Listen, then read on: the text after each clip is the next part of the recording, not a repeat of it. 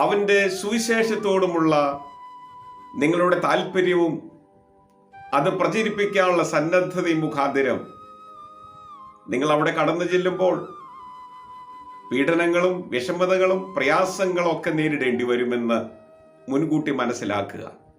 പക്ഷെ ഒരിക്കൽ പോലും എത്രമാത്രം ക്രൂരത ആഞ്ഞടിച്ചാലും പ്രതിസന്ധികളുടെ കൊടുങ്കാറ്റ് നിങ്ങളുടെ മുന്നിൽ ശക്തമായാലും നിങ്ങളുടെ ഉള്ളിലുള്ളത് മാത്രമേ പുറത്തു വരാവൂ. നിങ്ങളുടെ ഉള്ളിലുണ്ടാകേണ്ടത് ക്രിസ്തുവിന്റെ സ്നേഹമായിരിക്കണം. ദൈവവചനത്തിന്റെ ആഴവും പരപ്പും വിസ്തൃതിയുമായിരിക്കണം നിങ്ങളുടെ ഹൃദയത്തിൽ നിന്ന് പുറത്തു വരേണ്ടത്. പ്രതിസന്ധികൾ എത്ര കഠിനമായി കൊള്ളട്ടെ, ചുറ്റുപാടുകൾ എത്രമാത്രം പ്രതികൂലമായി കൊള്ളട്ടെ, മിഷണറിമാരെന്ന നിലയിൽ